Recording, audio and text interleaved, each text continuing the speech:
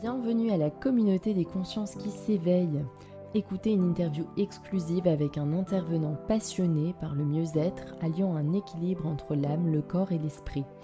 Des personnes en quête de sens porteront leur voix au micro du podcast pour vous apporter une meilleure connaissance de vous-même, des autres et de l'environnement. Il y aura aussi bien des thérapeutes que des médecins, des auteurs, mais pas que, puisqu'il y aura aussi des artistes, des réalisateurs, des journalistes et des porteurs de projets sens.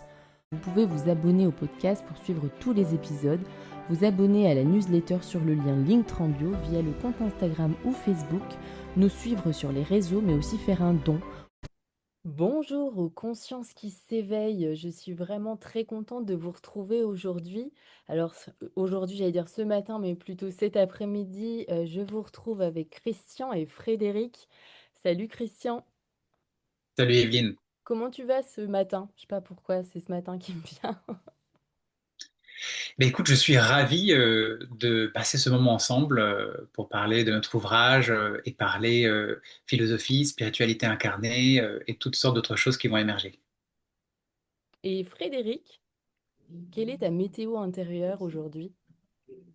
Ma météo intérieure, elle est solaire et nuageuse à la fois, et en même temps, à la seconde, c'est la joie qui prédomine, et la lumière, du partage, l'envie de partage. Et puis, je suis ravi d'être avec toi, Evelyne, et à côté de mon complice. Alors justement, aujourd'hui, je suis très très contente de discuter avec vous d'un projet qui vous tient à cœur, un projet qui vaut le détour et qui vaut surtout justement toute votre attention. En tout cas, si vous ne le connaissez pas encore, on va parler de votre ouvrage hein, que vous avez coécrit tous les deux, Le langage éveillant, exprimer le monde subtil. Donc on va vraiment parler de votre casquette d'auteur. Mais pas que, puisque vous en avez d'autres. Christian, toi, tu as créé Fleur d'univers, donc un écosystème de communication humaniste et artistique, où tu accompagnes notamment des projets émergents. Et comme je l'ai dit tout à l'heure, tu as coécrit donc cet ouvrage avec Frédéric. Donc on va parler aussi de communication interne, de communication externe, de spiritualité. Frédéric, on avait déjà interviewé il y a de ça quelques mois maintenant, hein, un Tout à fait. magnifique podcast. D'ailleurs, pour les auditeurs qui ne l'ont pas encore écouté, c'est l'épisode 144 sur le sujet du detailing. On sent vraiment voilà, le professionnel et l'expertise de Frédéric dans cette interview, donc je vous invite vraiment à l'écouter. Tu es aussi entrepreneur, Frédéric. Tu as aujourd'hui donc créé des salons Evoluam. Tu es aussi coach spécialisé, donc en émergence des talents. Et tu as fait des recherches en métaphysique, hein. C'est aussi l'objet de ton travail aussi d'écriture. Et aujourd'hui, on va se recentrer encore une fois sur cette casquette d'auteur. Vous expliquez dans votre livre qu'il y a des mots qui manquent pour exprimer certaines expériences, des sensations, des capacités. Mais moi, j'avais une première question. Peut-être Christian, est-ce que tu peux nous expliquer qu'est-ce que le langage éveillant? Merci Evelyne pour cette introduction et cette mise en contexte. Pour moi, le langage éveillant, c'est un langage qui vient mettre des mots sur des expériences intérieures. Parce que on a notre vocabulaire qui a été conditionné pour exprimer des choses qu'on peut voir, qu'on peut toucher, qu'on peut sentir, mais parfois moins pour des expériences émotionnelles, pour des expériences non scientifiques, non rationnelles, mais qui pourtant sont réelles, qui existent, qu'on peut partager, qu'on peut communiquer. Je dirais que ça, c'est le but du langage éveillant. C'est jouer aussi à mettre des mots qui sont des combinaisons, donc des néologismes de mots. En tout cas, moi, j'ai une intention particulière à mêler des mots qui mêlent quelque chose de concret qui est lié au sens et quelque chose qui est plus conceptuel ou qui est lié à une expérience plus subtile. Et le mot subtil, à exprimer le monde subtil, ça veut dire sous la toile, subtil. Mm. Et donc, il y a cette attention à voir qu'est-ce qui est en dessous de nos expériences, peut-être qui est humain, qui est universel et auquel on peut se reconnecter les uns aux autres. Donc, du coup, c'est utiliser notre imagination, notre imaginaire pour mettre des mots que on peut ressentir intuitivement qu'on a peut-être fait cette expérience-là, et du coup définir un lexique, un ouvrage qui met des mots sur des expériences intérieures et intimes. Mmh. Merci, merci Christian. Alors Frédéric, moi je voulais aussi me concentrer sur qu'est-ce que ça signifie? Est-ce que tu peux nous expliquer? Peut-être que tu as aussi envie de dire un mot sur le langage éveillant, mais sur justement la phrase suivante hein, qui vient illustrer justement le titre, exprimer le monde subtil. Hmm. Alors, je vais essayer de compléter sans paraphraser les mots très justes de mon ami Christian. Ce que je compléterais, c'est que, alors, l'intention, c'était effectivement de créer des mots nouveaux pour exprimer des choses invisibles et pourtant bien réelles. Ça me fait penser à Nikola Tesla et cette histoire de vibration. Prôner le fait de mettre en lumière que le réel est avant tout invisible et vibratoire et que tout est vibration. La lumière, les couleurs, le son, la musique et plein d'autres choses. Et ce subtil, finalement, est l'endroit où réside le plus d'expérience. Finalement, depuis des décennies, on est dans une société qui est matérialiste, tangible, où ce qui fait foi, ce qui fait loi, c'est ce que l'on voit, qu'on constate avec nos cinq sens, c'est ce qui est tangible, c'est ce qui est matériel. Et il y a un système de valeurs, hein, d'ailleurs, dans les sociétés en lien avec ça. Nous, on propose un pas de côté, comme des milliers, des dizaines, des centaines de milliers de personnes qui, effectivement, avec un chemin plus spirituel, essayent de questionner la vie sous un regard peut-être un peu plus sage, plus ancestral aussi. Et ce que j'ai envie de dire, c'est que on a eu la belle surprise que lorsqu'on a prêté, offert, vendu ce livre, etc., et qu'on a fait des petites expériences en petits groupes, on l'a fait notamment avec des personnes qu'on peut dire moldues, c'est-à-dire comme pour reprendre les mots d'Harry Potter, c'est-à-dire des personnes qui n'ont pas de culture forcément spirituelle, qui n'ont pas fait d'éveil spirituel, qui n'ont pas de cheminement spirituel. Et du coup, l'exercice est de dire, allez, choisissez un mot au hasard ou un mot qui résonne, faites-en lecture, et est-ce que ça résonne avec une expérience dans votre vie?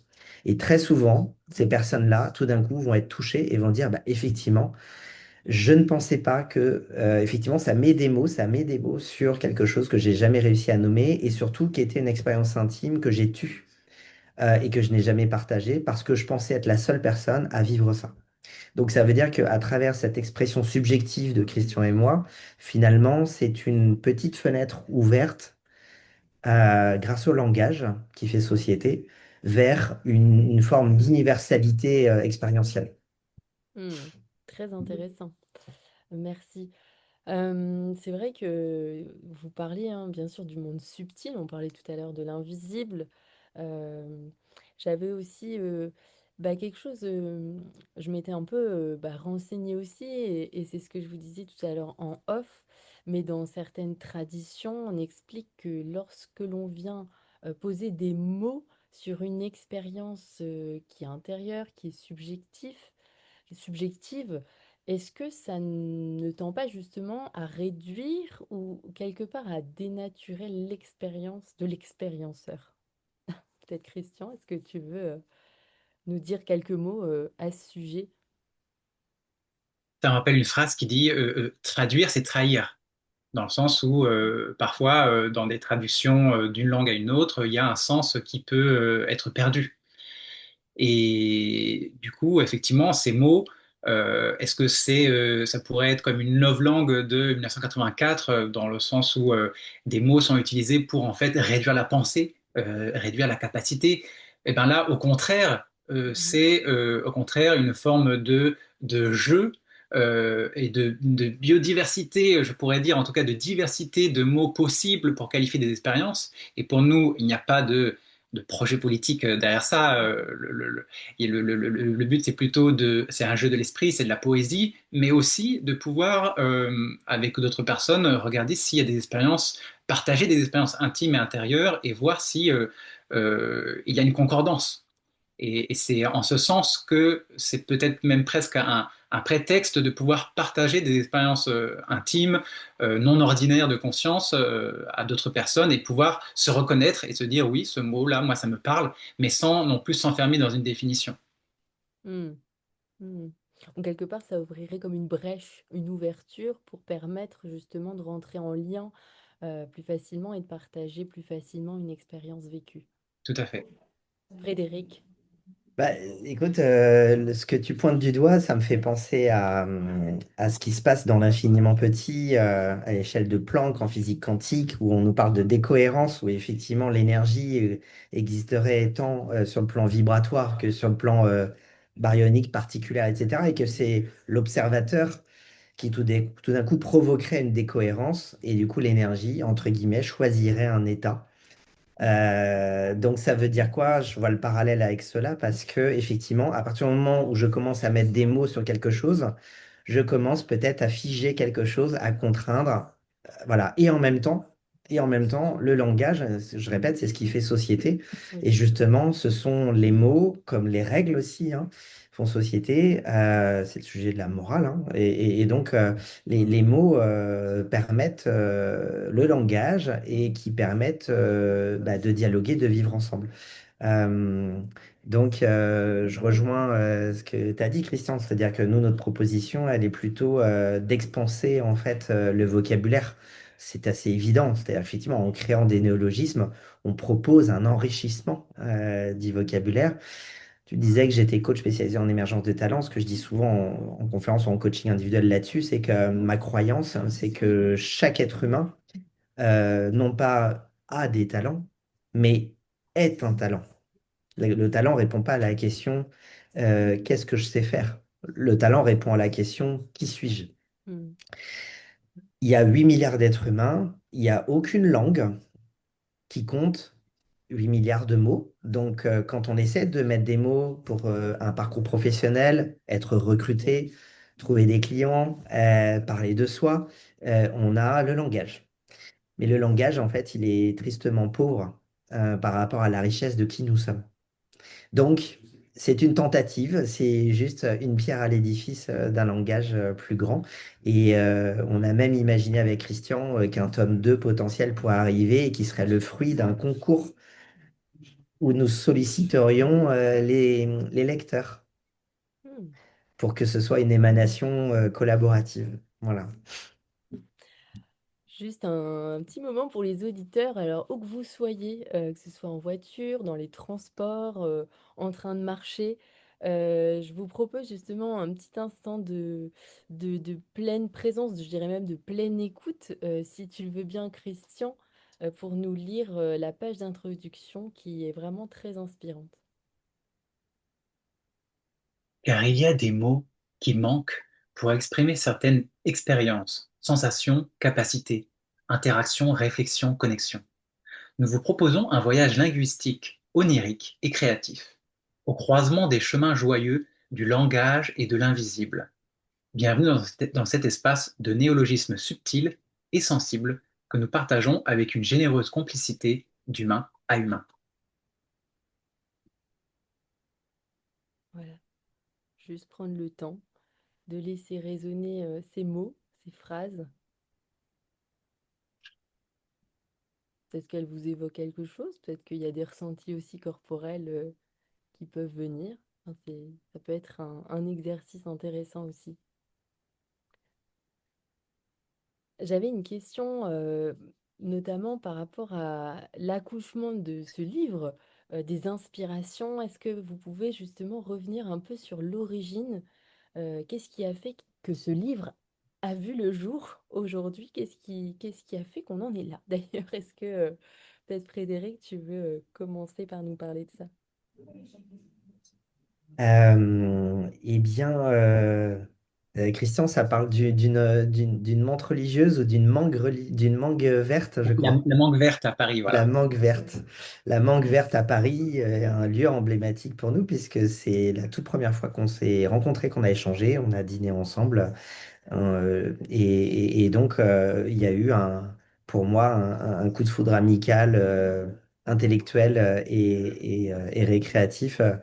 Donc, quand Christian s'est présenté à moi, qu'on a échangé, il m'a très tôt parlé je vais lui donner la parole, parler de quelque chose qui a contribué à la genèse de cela.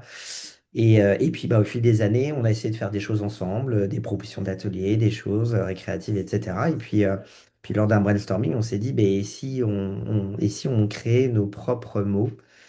Voilà. Mais il y a une genèse qui était déjà bien structurée dans l'esprit de Christian. Tout à fait. La genèse, c'est une rencontre. C'est une rencontre amicale et une surprise de voir nos conceptions du monde, nos visions, nos sensibilités se connecter en fait. Mhm. Et je lui ai dit très vite, tu es mon ami miroir. Tu es un ami miroir dans lequel je reconnais ce que j'ai de précieux en moi chez toi, et exprimé d'une manière différente, originale. Et donc, en fait, c'est vrai que bah, c'est un ouvrage. Là, tu interviews deux personnes. Mhm. C'est pas un auteur, c'est deux auteurs. Donc, c'est vraiment le fruit de notre rencontre, de notre connexion. Le livre ne s'est pas fait tout de suite. Ça a été tout un cheminement.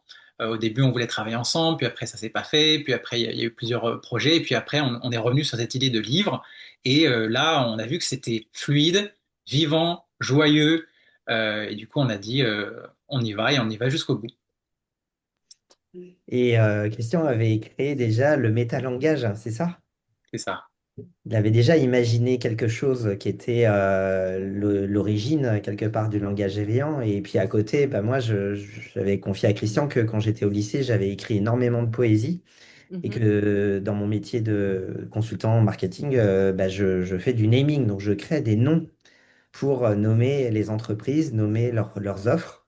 Et que du coup, bah, c'était dans un registre complètement différent aussi dans mon quotidien, de nommer les choses et puis nommer les talents des personnes que j'accompagne aussi.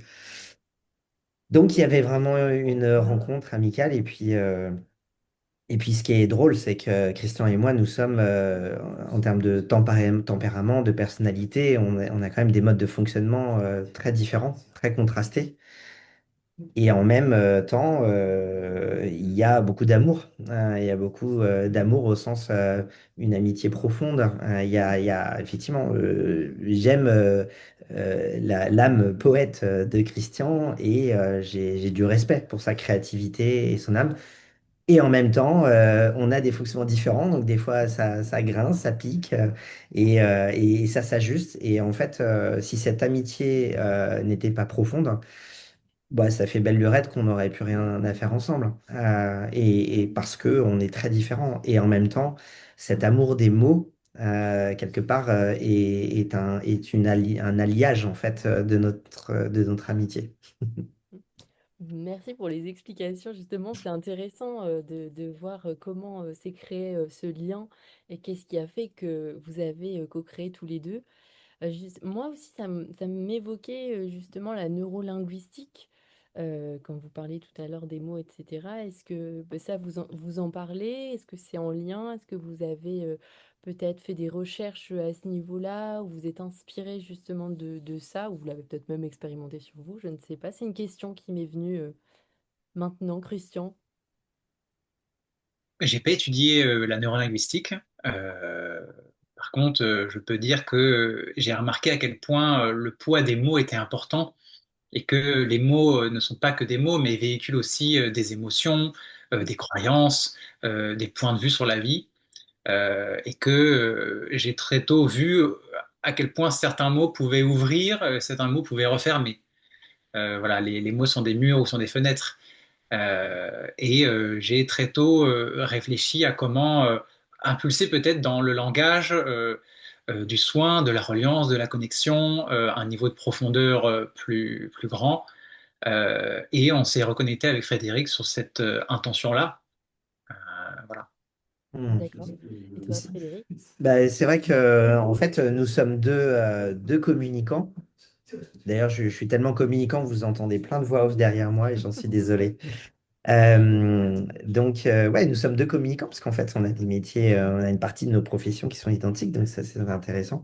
Euh, Moi, j'ai été formé un peu en PNL, en programmation neurolinguistique, dans le cadre de ma formation de coach. Nous n'avons pas du tout parlé de PNL dans ce projet, ni dans le processus d'écriture, ni dans l'intention. D'accord. Il n'y avait pas de dimension thérapeutique, scientifique dans ce projet.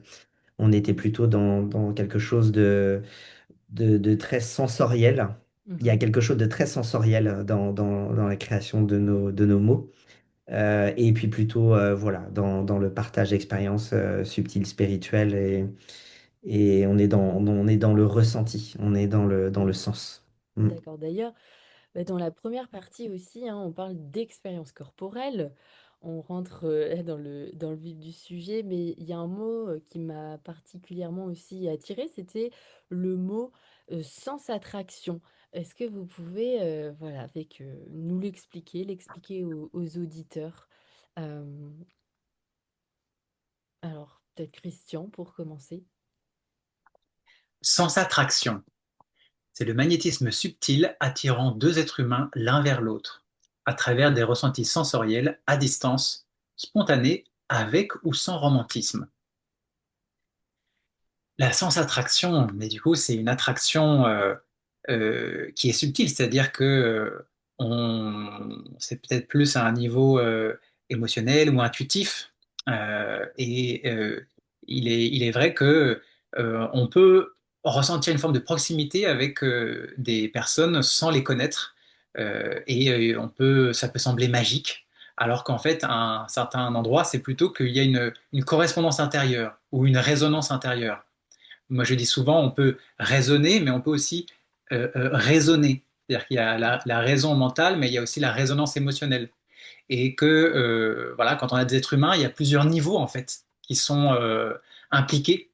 Et que, bah, des fois, il y a un niveau émotionnel où ça vient résonner, comme s'il y avait une note ou une fréquence qui se retrouve, qui se reconnaît, et qui dit, ah ouais, là, il y a quelque chose qui me parle, ou ah oui, là, il y a quelque chose que je sens qui, en allant développer ça, ça va me grandir, me développer, me déployer.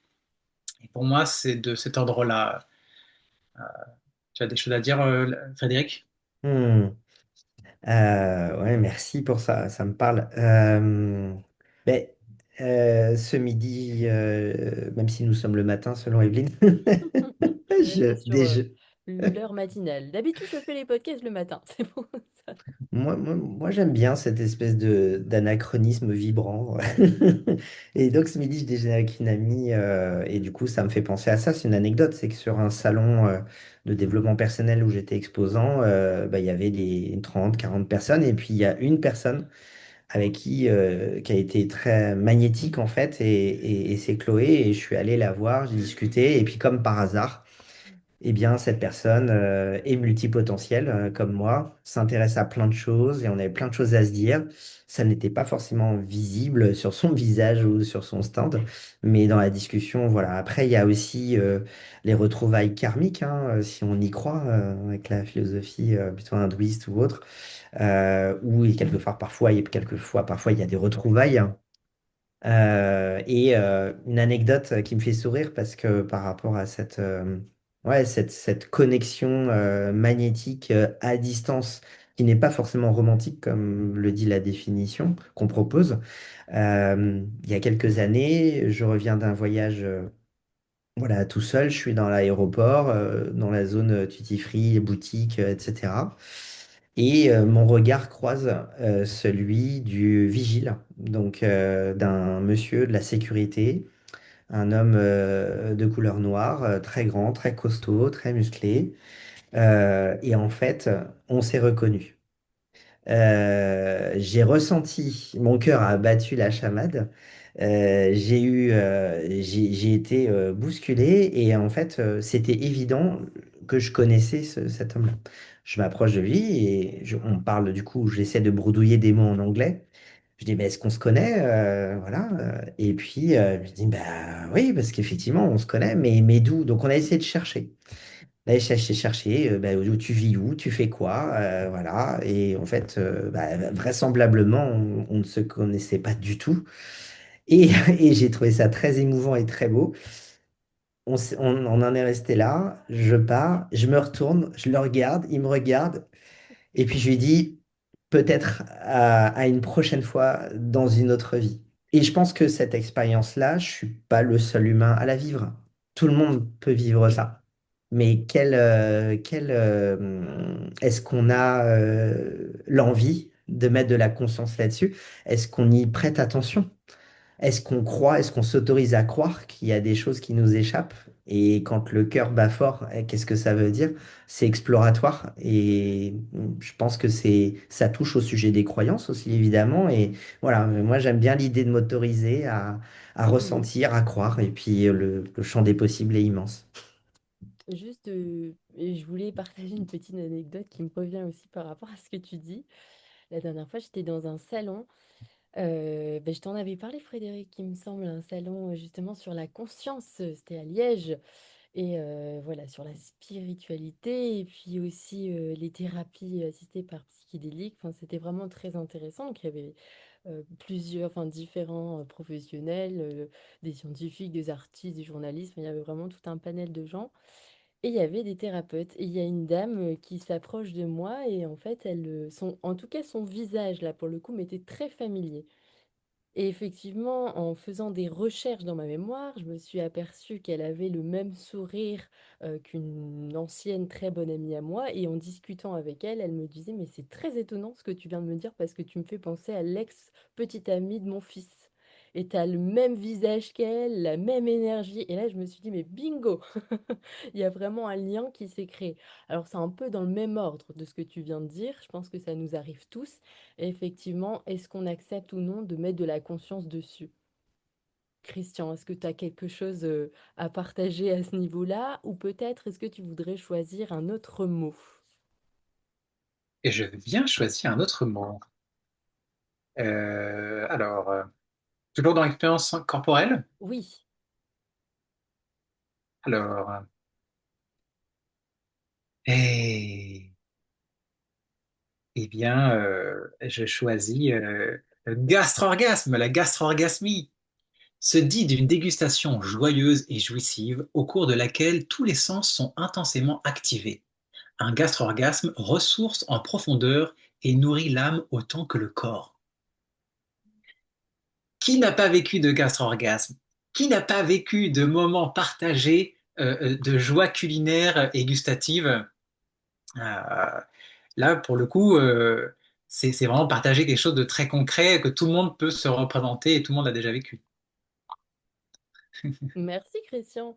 Alors Frédéric, est-ce que toi, tu veux partager peut-être une autre anecdote personnelle justement sur une expérience vécue?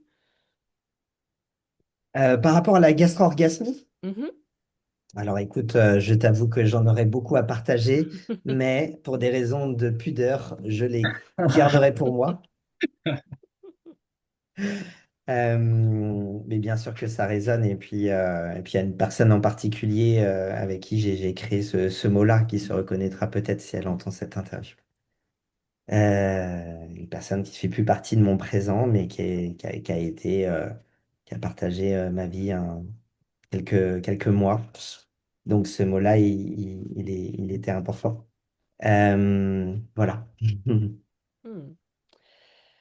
Il y avait un autre mot, alors toujours dans cette première partie, c'était complicien, un mot aussi que je trouvais très intéressant. Peut-être Frédéric, est-ce que tu veux nous le lire? Oui, complicien, c'est dans les relations avec le vivant. C'est Oui, une c'est autre pas dans les... catégorie. Ah bah oui, donc j'en ai Ouais. loupé un. Ok, Eh donc ben, j'étais déjà dans cette partie alors, hein. eh Essentiellement. ben, je nous fais lecture du complicien. Oui. Le complicien, est un technicien de la complicité. C'est un facilitateur de connexion humaine, favorisant des moments de plaisir, de joie et d'éveil entre plusieurs individus, afin que l'expérience vécue soit transformatrice et permette des prises de conscience choisies. Donc, pour moi, il y a, voilà, c'est presque un oxymore, un technicien de la complicité. Technicien, on est dans le vocabulaire de l'ingénierie, du matérialisme, de la science, de l'artisanat, etc. Alors que complicité, on est dans le registre des sentiments, des émotions, du relationnel, du social, de l'humanisme.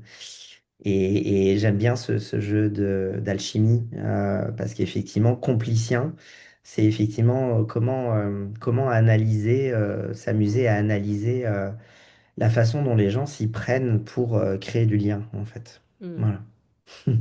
Et un complicien, c'est quelqu'un qui a ce talent de justement faciliter les connexions humaines. Donc on est là aussi pour faciliter les connexions humaines. Finalement, le Oui, podcast aussi est un facilitateur de connexions humaines. Donc on bah, en on peut se profite. qualifier de complicien tous les trois, je pense, Voilà. aujourd'hui. Merci pour ça. Dans la deuxième partie, capacité extrasensorielle, j'aimerais aussi revenir, Christian, tu sais, sur le mot sentivoir.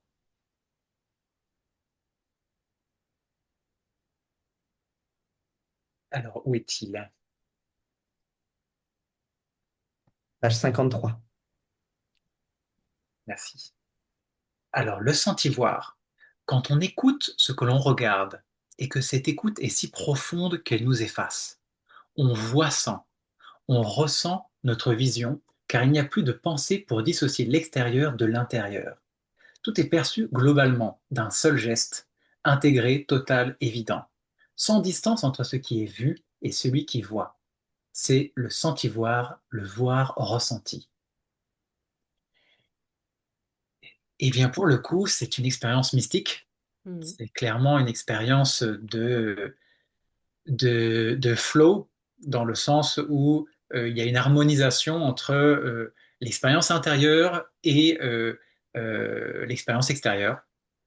Et parmi les premières expériences mystiques que j'ai vécues, ce sont des moments où euh, ce que je me rappelle avoir été en forêt et sentir qu'il n'y a pas de distance entre ce que je vois et qui je suis.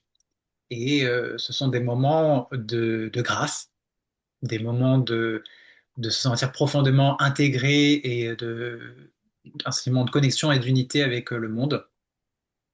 Et je pense que ce sont des expériences que tout le monde expérimente à plus ou moins profond niveau et de manière plus ou moins installée dans sa vie quotidienne.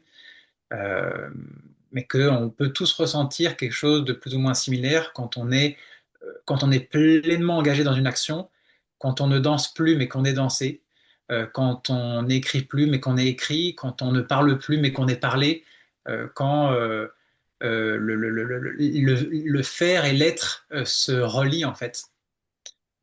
Et qu'il y a une sorte de lâcher prise intérieur, de vouloir contrôler ce qui se passe, et qu'il y a plutôt une sorte de confiance naturelle et d'alignement.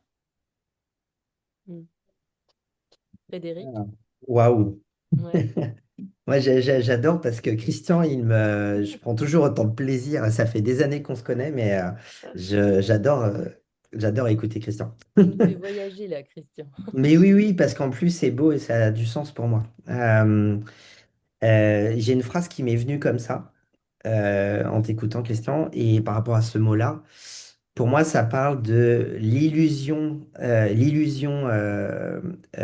schizophrénique d'un Dieu omnipotent, omniprésent, omniscient, où à un moment donné, Dieu se rend compte qu'il est l'être humain et l'être humain se rend compte qu'il est Dieu. Quand je dis ça, il n'y a aucun attachement religieux ou prosélytisme ou quoi que ce soit, mais en tout cas, un créateur de tout ce qui est, pour reprendre les termes de Viana Stable sur le detailing par rapport au podcast qu'on avait fait avant. Parce qu'effectivement, le sentivoir, Moi, ça me fait penser à ça. Ça veut dire quoi? Ça veut dire que dans certains discours religieux, cette fois, on nous parle d'un Dieu omniscient, omniprésent, etc. On nous dit que Dieu est en chacun de nous, que Dieu est tout, voit tout, sait tout, crée tout, etc. On nous parle d'infinitude, que tout a déjà existé, que tout existera encore. Et donc, pour moi, ça me pose cette question un peu malicieuse, c'est mais si ce Dieu existe vraiment, sait-il qu'il est comme il est? Et si nous étions tous êtres humains, du coup divins et une émanation virtuelle de ce Dieu, c'est un personnage sombrement schizophrène, parce qu'en fait, il est extrêmement seul. Mm. Donc, ce sentivoir, pour moi, c'est cette expérience effectivement mystique. Et moi, ça me fait penser à des expériences que j'ai qui peuvent s'apparenter à des montées de Kundalini, l'expérience de christique de dilatation du cœur que j'ai vécu quand j'ai eu mon premier degré Reiki, ou à un moment donné, ou en expérience de Theta Healing, où je suis à la fois en ubiquité observateur et acteur, c'est-à-dire toujours cette idée d'être à la fois présent en conscience et en même temps méta, en train de se regarder être. Moi, c'est ce que ça m'évoque quand on décrit Christian, quand Christian décrit ce qu'il a vécu dans la forêt. Ça me fait vraiment penser à ça. Mm. Donc voilà. C'est très intéressant aussi.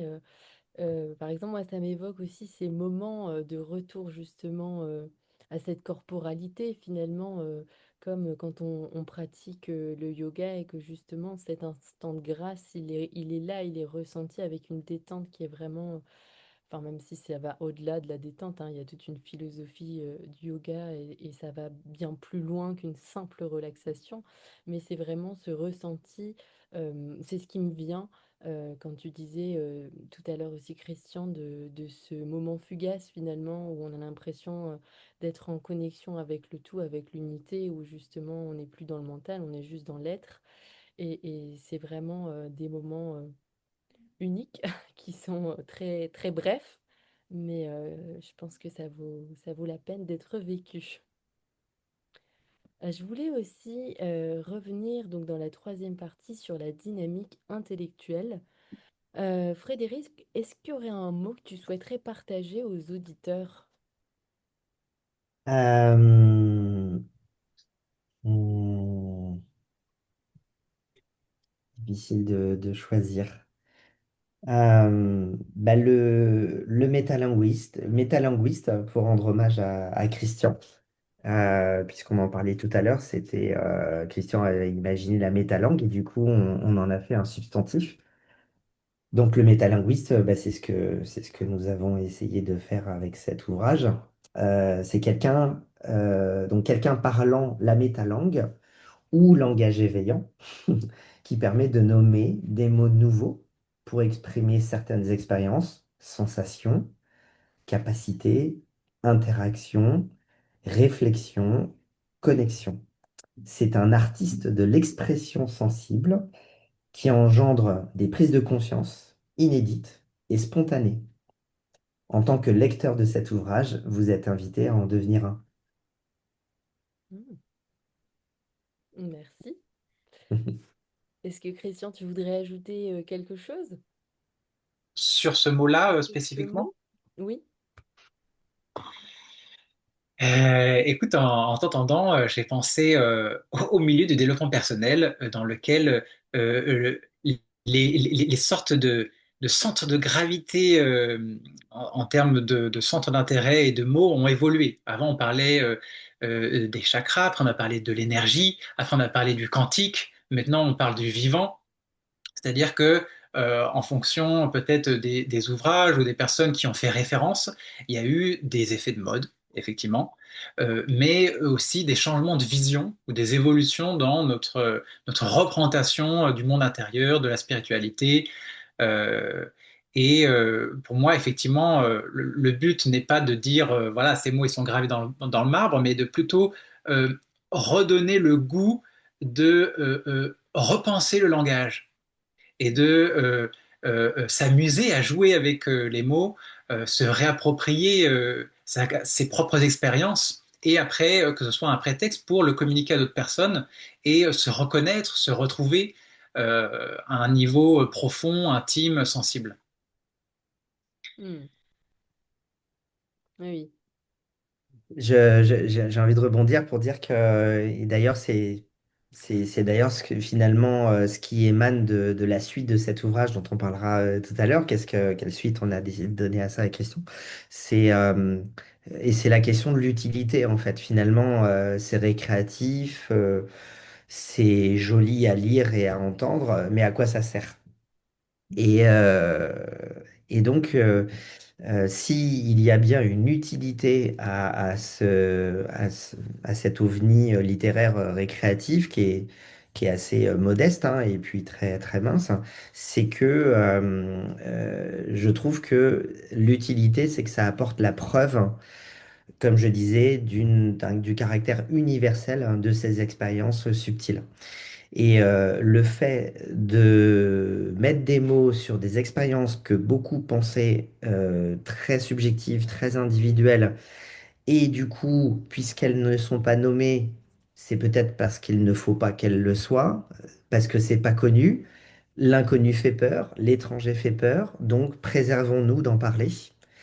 Des expériences tabous qui finalement n'ont pas de sens dans un monde de matière. Hmm. Donc l'idée, c'est de proposer une porte d'entrée sensible et donner de la valeur à toutes ces expériences finalement subtiles hein, qui finalement ont beaucoup plus d'importance que de posséder quoi que ce soit. Mm. Hmm. Très intéressant. Merci pour ces explications et c'est vrai que ça fait sens, étant donné qu'il y a de plus en plus aussi de personnes qui s'ouvrent vers ces sujets. On voit bien quand même qu'il y a une évolution, même dans les écoutes du podcast, mais pas que le mien, enfin, dans plusieurs chaînes aussi qui sont créées. Et on sent bien qu'il y a quand même une sorte de, oui, de volonté de se reconnecter, d'apprendre à se connaître, de trouver du sens dans ce qu'on fait, en fait, dans nos vies en tant qu'être humain. Je nais, je meurs. Alors, quel est le but finalement de cette vie sur Terre? Quel est le but de cette vie qui est très courte? Et donc, je pense que c'est important aussi de poser des mots. Il faudrait que ce soit comme des mots utilisés par cette communauté, justement, pour pouvoir échanger, hein, comme vous disiez tout à l'heure, ça crée des ponts, ça crée des liens. Euh, pour clôturer aussi, alors un dernier mot aussi, je voulais revenir sur donc la synchromergence. Si je ne trompe pas, c'était bien celui-là, oui. Est-ce que vous pouvez le lire aux auditeurs dans un premier temps? Une Oui. synchromergence, c'est une prise de conscience qui émerge suite à un enchaînement de synchronicités convergentes. Voilà, donc ça m'évoquait aussi justement Carl Gustav Jung avec l'épisode du scarabée, la théorie de la synchronicité. Alors je suppose aussi que ça faisait référence à ça. Oui, tout à fait. Et euh, euh, c'est Philippe Guillemont qui a écrit notamment La physique de la conscience Oui. et d'autres ouvrages, qui a dit une fois que une synchronicité, c'est une coïncidence chargée de sens. Et je trouve que c'est une excellente définition. Une coïncidence chargée de sens. Voilà. Et par rapport à mes recherches en métaphysique, j'intègre ces notions de synchronicité par rapport au sujet de la rétrocausalité, de ce paradigme que finalement on pourrait considérer que le futur peut modifier le passé, que la conséquence peut créer la cause, et que finalement ces synchronicités sont des points de reliance entre notre moi présent qui a des désirs et qui a des milliers de possibilités et des orientations. Et si on est guidé par nos désirs, on fait des embranchements. Et notre moi futur qui nous envoie des signes et qui nous dit, eh oh, coucou, peut-être que le meilleur chemin, c'est celui-là. Je te tends la main, viens. Et quand à un moment donné, ça se touche, ça se relie, eh ben, il y a des signes qu'on appelle des synchronicités. Et donc la synchromergence, prise de conscience qui émerge suite à un enchaînement de synchronicités convergentes, bah, effectivement, c'est un mot que j'avais proposé à Christian, je m'en souviens, parce que c'était essayer de mettre, effectivement, de nommer Ce que je crois être une réalité, c'est qu'effectivement, à partir d'un certain nombre de synchronicités qui racontent la même chose, nous avons la possibilité de prendre une décision qui change notre vie. Et donc, c'est cette suite d'embranchements qui façonne notre parcours de vie. Et dans mes hypothèses métaphysiques, le destin et le libre arbitre coexistent, puisque tous les possibles ont toujours existé, existeront toujours, et que l'enchaînement de nos choix, aussi minime soit-il, est déjà écrit. Et en même temps, nous les faisons bien. Et toutes les successions de choix possibles coexistent également. Donc c'est assez vertigineux et ça peut cohabiter. Hmm.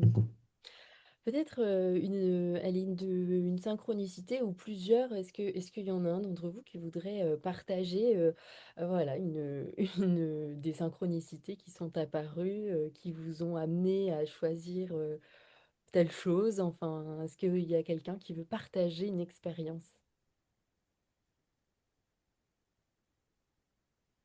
Hmm. J'ai pas une expérience spécifique, mais par contre, ce que je peux dire, c'est que les synchronicités que j'ai vécues, c'était à chaque fois un changement dans ma façon de relationner au monde ou dans ma façon d'être en relation avec le vivant, et que ça a été des synchronicités de je rencontre telle personne qui me parle de tel sujet, qui m'amène à me renseigner sur telle chose, et après je contacte telle personne. Et c'est comme si en un temps, très rapidement et de manière très fluide, ça m'amène à ouvrir un champ de possibles qui avant n'existait même pas.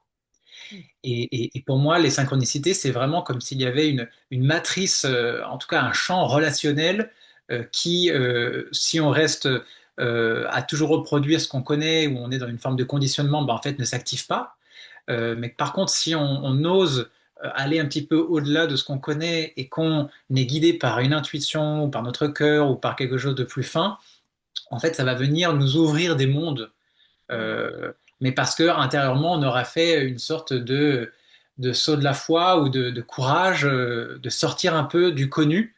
Du coup, on est comme confirmé sur notre chemin d'aller dans une direction qui va nous ouvrir à nous-mêmes d'autres espaces. Hmm, complètement. Frédéric, t'as quelque chose à Oui, partager? ouais, quand on connaît et qu'on expérimente ce sujet de synchronicité, voilà, qui a été imaginé par Jung, entre autres, hein, mais enfin, ce serait le fondateur de ce mot-là, mais voilà. Et après, et ensuite, quand on gratte un petit peu pour essayer de donner du sens et essayer de créer ça, je sais que par exemple, il y a Romuald Le Terrier que j'aime beaucoup, qui a écrit un livre qui est paru maintenant en bande dessinée qui s'appelle Se souvenir du futur. Donc j'aime beaucoup ses recherches et le personnage et ses projets. Et donc bah, lui, il a créé par exemple une mécanique ludique avec des cartes, etc., pour essayer de créer en fait des synchronicités, pour créer dans la matière, dans la vérité, dans la réalité, pardon, et bien des synchronicités. Et c'est vrai que a priori, ça fonctionne. Et en fait, pour moi, il y a un vrai sujet intéressant qui parle d'honnêteté intellectuelle et aussi de faire, de traiter aussi des objections aux personnes qui sont sceptiques. C'est qu'il y a une objection par rapport à ça, c'est le sujet très scientifique des biais cognitifs, le biais de confirmation en particulier. Hmm. C'est-à-dire que là, on touche du doigt un truc très intéressant et subtil, c'est que comment distinguer un événement qu'on considère comme une synchronicité d'un événement qui est le fruit d'un biais cognitif. Je veux dire par là, Hmm. j'ai l'intention de voyager en Russie. On sait en neurosciences que notre cerveau filtre, notre cerveau est capable de supprimer des souvenirs, d'en créer même complètement factices. Ces biais cognitifs, exacerbés par les biais algorithmiques avec les outils digitaux et les réseaux sociaux, fait que effectivement, J'en parle avec ces petits outils-là, ça enregistre, etc. Donc faites le test, hein. Vous parlez de Russie, je veux voyager en Russie. Bah, dans l'heure ou ou dans les jours qui vont suivre, comme par hasard, on va vous proposer des informations sur la Russie. Donc soit en fait, vous vous dites de façon lucide, c'est un biais algorithmique et c'est un biais cognitif. Et donc c'est un biais de confirmation. Et donc ça parle de la Russie. Mais alors, comment le distinguer d'une synchronicité? Moi, c'est une question que je me suis posée. Ma conclusion pour le moment, c'est le corps. C'est qu'est-ce qui se passe dans le corps. Quand on est sur un biais de confirmation cognitif, c'est le mental qui crée le rapprochement entre les mêmes éléments. Quand ce sont des synchronicités, ça se passe ailleurs dans le corps. C'est des papillons dans le ventre, c'est le cœur qui bat, c'est des fourmillements dans le dos. C'est ouais, des fourmillements dans le dos, c'est la chair de poule. Donc, ça se joue à un autre endroit, qui est au niveau du chakra du cœur, au niveau du chakra sacré. Donc, c'est pas au niveau du troisième œil, c'est pas au même endroit corporellement. Et pour moi, ça, c'est ma boussole. Voilà. Ok. Alors, je vous invite tous à expérimenter. Oui. Du coup, ça peut être intéressant aussi d'avoir des retours de personnes qui souhaitent expérimenter, partager aussi. Voilà, est-ce que vous faites la différence aussi? C'est important aussi de se reconnecter au corps. C'est pas toujours simple quand on est, voilà, on sait bien qu'on est toujours dans ce mental, en train d'anticiper, en train de, enfin, on a tout un tas de choses à gérer dans nos vies quotidiennes qui fait que bien souvent on a cette fâcheuse tendance à se déconnecter du corps. Moi, la première, c'est tout un travail, hein, mais c'est faisable. En tout cas, un grand merci à vous deux. Et justement, avant de terminer cette interview inspirante, je voulais aussi indiquer aux personnes qui souhaitent lire l'ouvrage complet. Hein, il est disponible sur votre site langageéveillant.fr. En plus, vous avez tout un tas de témoignages de lecteurs en vidéo, donc ça vaut vraiment le détour de le découvrir. Et ensuite, un petit bonus, une petite surprise, vous avez aussi écrit un nouveau, enfin un roman.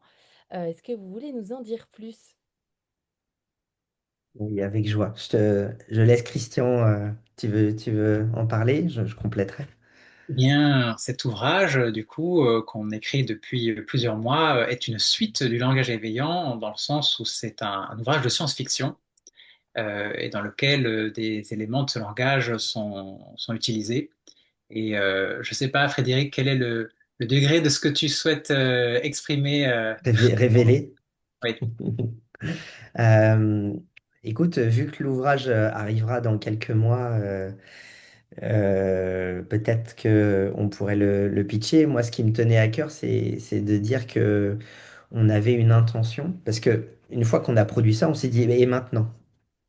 Et si tu te souviens, on s'est dit quelle suite on pourrait faire. Donc, oui, effectivement, peut-être un tome 2, etc. Et il y a eu l'idée d'un conte dans lequel on créerait un personnage ou deux qui incarnerait les mots. Et l'idée, c'était de mettre en musique les mots à travers un récit pour les incarner et donner du corporel, etc. Et puis de fil en aiguille, ce conte, il a grossi, il a grandi. Et il a pris la taille d'un roman avec des dizaines de personnages. Et je pense qu'on peut pitcher un minimum parce que c'est l'occasion ouais, de conclure sur, on parlait de l'utilité, je pense que sur cette idée du respect de la différence, de cette phrase que tu aimes beaucoup, je sais pas si tu t'en souviens, Christian, de cette citation qu'on va mettre au début de notre roman, mais L'harmonie, c'est la conciliation des contraires et pas l'écrasement des différences. C'est de Jean Cocteau.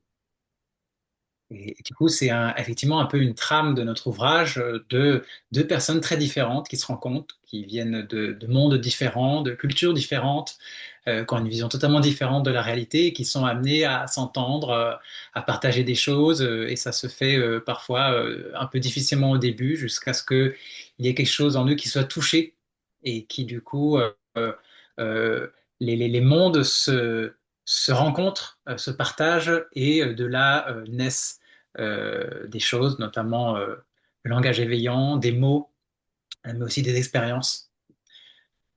Est-ce que tu veux en dire plus, Fred? bah, effectivement, et à travers ce récit, il y a une idée. que j'aime beaucoup, c'est que la meilleure façon de se connaître, ce serait à travers le regard d'un étranger.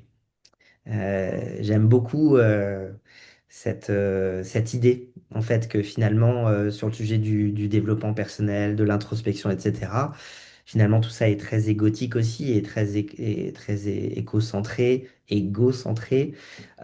Et finalement, ça peut être aussi l'occasion de nourrir des névroses et puis de se raconter des choses. Par contre, écouter ce que dit l'autre qui ne nous connaît pas Mm. pour nous décrire, c'est une occasion rafraîchissante de se revisiter et aussi de grandir grâce à l'autre et que l'humanité, ça n'est pas que tenter de dupliquer son mode de fonctionnement chez tout le monde et que sinon on n'est pas heureux, quoi. Donc, euh, je crois que le Bouddha disait, si tu veux être sûr d'être malheureux dans ta vie, bah, continue à te comparer, passe ta vie à te comparer aux autres et tu seras malheureux toute ta vie. Donc plutôt que de se comparer pour faire mieux ou différemment, etc., c'est plutôt de regarder l'autre et nos personnages sont touchants parce que, ils sont pétris de personnalité très contrastée. Comme nous, c'est l'émanation, ces personnages sont quelque part des caricatures de Christian et moi, qu'on a poussé jusqu'à imaginer des mondes différents. Et dans cette histoire de rencontre humain extraterrestre, il y a des enjeux beaucoup plus grands qui donnent à ce roman un charisme assez inattendu au fil des chapitres. Ah oui, donc c'est voilà, vous étiez vraiment très inspiré pour l'écriture de ce roman. Enfin la parution, c'est pour bientôt? Ben, C'est on est en bouclage, donc je pense que l'ouvrage sera dans un premier temps auto-édité, probablement dans les mois qui viennent, hein. Je ne sais pas ce que tu d'accord, en penses, Christian. très bien. Et Donc, ben d'ici on quelques mois, n'hésitera pas. ce sera bon. Pardon Frédéric, Christian, j'ai pas entendu. D'ici quelques mois, l'ouvrage sera sorti. Bon, bah, on attend ça. Et puis, de toute manière, vous nous l'annoncerez sur votre site internet et sur certainement les réseaux. On vous suivra. En tout cas, c'était un plaisir de vous avoir au micro du podcast aujourd'hui. Et puis, j'espère que cette interview vous aura aussi inspiré. Vous pouvez la partager à un ami, un membre de la famille, à un collègue. N'hésitez pas à partager, à diffuser. Ça peut faire du bien, ça peut éveiller. Voilà, le langage éveillant, ça peut éclairer. Et puis, abonnez-vous également à la newsletter de l'éveil des consciences pour suivre les prochains événements qui auront lieu. Donc, on continue après Éclatabule. Il y a d'autres événements en 2026 à venir, notamment une tournée et puis un événement au mois de juin. Je vous souhaite à tous une très belle journée et je vous dis à bientôt. Et à bientôt, Frédéric, Christian. Merci, merci beaucoup. Merci Evelyne.